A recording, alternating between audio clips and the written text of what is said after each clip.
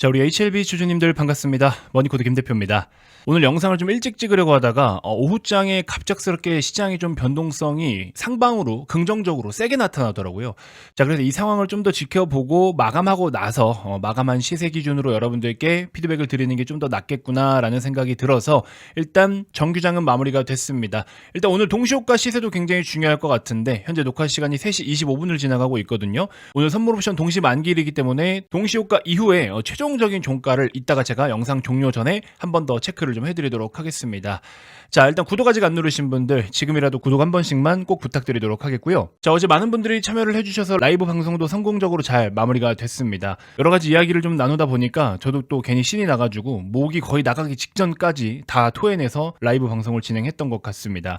자, 혹시 어제 라이브 참여하지 못하셨던 분들 중에 라이브 방송을 좀 다시 보고 싶다 하시는 분들, 현재 보고 계신 영상 고정 댓글에 네이버 링크 설문을 클릭하시면요, 여기 제가 넣어놨습니다. 1차 라이브 방송 다시 보기. 그래서 앞에 제가 방송을 좀 일찍 오픈해서 기다리고 있었어요. 그렇기 때문에 27분 30초부터 시청을 하시면 바로 본론부터 내용을 시청하실 수가 있습니다. 자, 그래서 어제 방송이 궁금하셨거나 어제 무슨 얘기 했나 한번 또 살펴보실 분들, 혹은 다시 보고 싶으신 분들은요, 요 링크를 클릭하신 다음에 27분 30초부터 시청을 해보시면 어제 방송 내용도 참고를 하실 수가 있을 것 같습니다. 자, 어제 이제 시간이 저녁 7시부터 시작을 하다 보니까 많이들 타이트하신 것 같아요. 그래서 일단은 방송을 한 번 더 제가 진행을 하기로 했죠. 내일입니다. 금요일이에요. 금요일 7시 20분, 거의 7시 반부터 시작을 하신다라고 보면 되고, 7시 반부터 시작을 할 거고요. 조금 더 실무적인 거, 당장 여러분들 진짜 수익으로 전환할 수 있는 조금 더 핵심적인 내용들 방송으로 한번 다뤄드릴 예정입니다. 어제 방송을 통해서도 도움이 정말 많이 됐다라고 말씀해주신 분들도 많으셨는데 내일 방송도 기대하셔도 좋습니다. 자, 그래서 라이브 방송 참여 신청 간단합니다. 현재 보고 계신 영상 고정 댓글에 네이버 링크가 하나 있습니다. 그 네이버 링크를 클릭해서 설문 참여해 주시면 될 것 같습니다. 일단 지금으로서 잡혀있는 건 남아있는 금요일입니다. 여러분들 이 방송은 꼭 한 번씩 모두 참여를 해주시면 분명하게 도움이 되실 것 같습니다. 시장 지금 빨갛게 올라오고 있잖아요. 그렇죠? 분명히 여러분들께 말씀드렸습니다. 아무리 주식시장이 개똥 같다라고 해도 적정 수준이라는 게 있고 적정 가치라는 게 있고 레벨이라는 게 있다라는 겁니다. 그래서 주가가 빠질 때는 우리가 기본적으로 그 레벨이라는 거를 기준 잡아서 주가가 움직이게 되어 있는 거고, 주가가 이제 오르기 위해서는 모멘텀이라는 게 필요하다. 제가 이 말씀을 좀 많이 드렸습니다. 그렇죠? 자, 그래서 지금 당장에는 모멘텀은 좀 부재한 상황이긴 하지만 레벨적인 측면에서는 너무 과하게 빠졌기 때문에 적정 가치가 10,000원인 것도 싼데 얘가 지금 8,000원대까지 막 빠져버린 거죠. 그러면 하다못해 8,000원에 매수를 해버리면 10,000원까지라도 우리가 수익을 낼 수 있는 거 아니겠습니까? 그래서 이런 거라도 일단 우선적으로 좀 하시라는 뜻에서 말씀을 드린 거고요.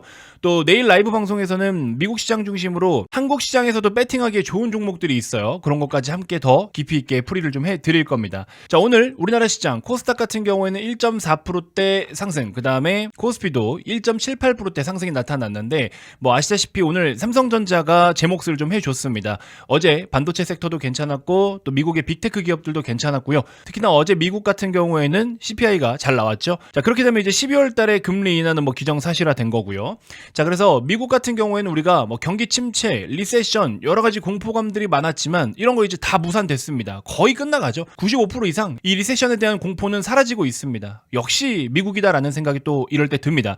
자, 그리고 삼성전자 기준으로도 말씀을 드렸지만 여러분들 5만원 밑으로는 힘들다. 왜? 5만원 밑으로 잠깐이라도 내려오려고 하고 위협을 가하니까 바로 뭐 했습니까?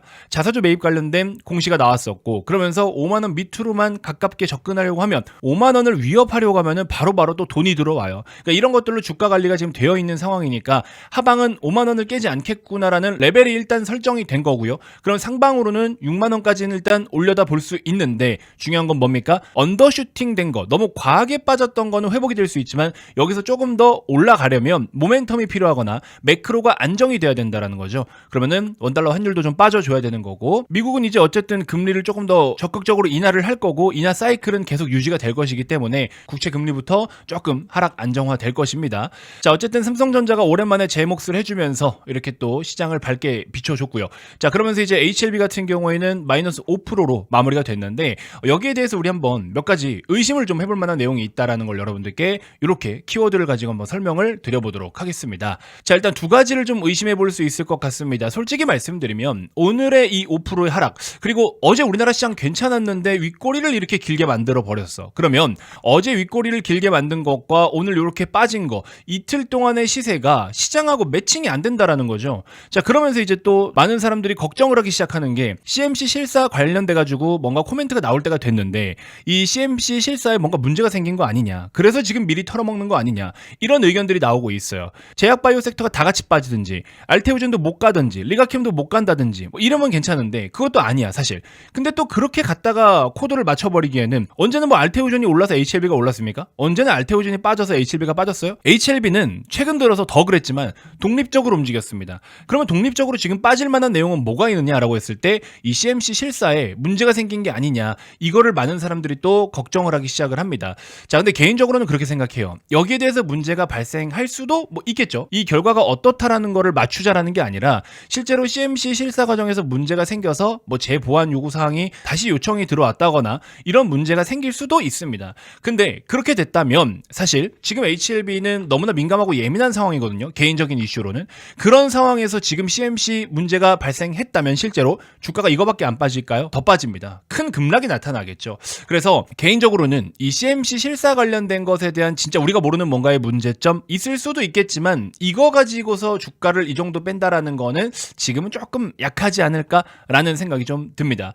자, 그래서 이거는 확인을 해봐야 되는 문제인 거고 지금 최근에 이틀 동안의 이 시세 정도 가지고만 우리가 CMC 실사에 문제가 생겼다라고 미리 예단하는 건 굉장히 리스키한 판단이라고 저는 생각이 듭니다. 자, 그럼 이제 두 번째 정치적인 악재. 뭐 사실 정치적인 악재는 계속 시끄러워요. 근데 이제 정치적인 악재 이걸로다가 묶어버릴 거면은 그럼 삼성은 뭐 어떻게 되는 거예요 지금, 그쵸? 자, 근데 이제 삼성도 여러분들 잘 보시면은 어떤 식으로 움직였냐면 두 가지를 보셔야 돼요. 외국인들 입장에서 보셔야 되는 거고 그 다음에 기관들의 입장에서 보셔야 되는데 외국인들 입장에서는요 이 정치적인 노이즈를 이거를 그냥 불확실성이라고 보고 있고 이 불확실성을 그냥 악재다라고 평가를 하고 있습니다. 그러면 외국인들 입장에서는 니네가 뭐 내란죄니 아니니 이런 거 중요하지 않아요. 계엄을 선포했고 국민들이 모여서 난리가 났었고 이 문제가 쉽게 지금 해결이 되지 않으려고 하고 있고 어떻게 해결할 건데 빨리 해결 좀 해봐. 그게 뭐였어요? 원래는 대통령을 끌어내려서 탄핵을 시켜가지고 새로운 정권을 앉히는 거였어요.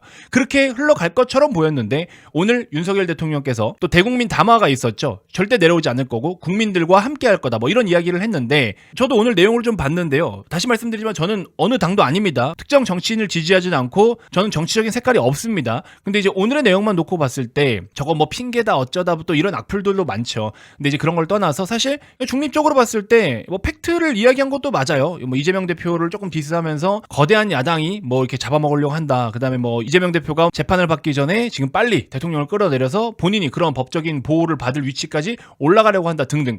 뭐 그럴 수도 있다라고 생각이 듭니다. 근데 그건 뭐 우리가 모르는 거죠, 사실. 그렇죠? 그래서 그런 거는 좀 더 깊게 다루면 또 우리 어머님 아버님분들 정치적인 색깔이 있으신 분들 김 대표도 미워할 수가 있으니까 거기에 대해서는 제가 뭐라고 따로 말씀을 드리진 않겠지만 어쨌든 대통령 담화를 통해서 기존의 A 플랜 대통령을 끌어내려가지고 새로운 정권을 앉히겠다. 그래서 리셋 버튼을 누르겠다라고 했던 그 A 플랜이 지금 어긋난 거죠. 그러면 이게 쉽게 빨리 끝나진 않겠구나. 장기화가 될 수 있겠구나. 외국인들 입장에서는 빨리 끝나는 것만큼 중요한 게 없어요. 지금 12월 연말 랠리 전 세계적으로 다 일어나고 있는데 우리나라만 지금 못 따라가고 있잖아요. 원래 우리나라도 정치적인 이 노이즈만 없었더라면 12월 달에 불장이었을 거예요. 근데 뭐 어쩔 수 없는 상황이긴 하지만 어쨌든 외국인들은 이거를 빨리 끝내주기를 원합니다. 근데 이게 조금 더 시간이 딜레이 될 수가 있겠구나. 그래서 외국인들 입장에서는 대통령 담화 이후에 또 매도가 조금 규모가 커졌었어요. 그렇지만 엄청 규모 있게 던지진 않습니다. 이미 털어먹을 대로 다 털어먹었고 이미 바닥권이기 때문에 그렇죠. 자, 그러면 기관 입장에서는 어떨까요, 여러분들? 한국 시장은 우리가 더 잘 안다 이거죠. 기관 입장에서. 외국인들보다 우리가 더 잘 알아.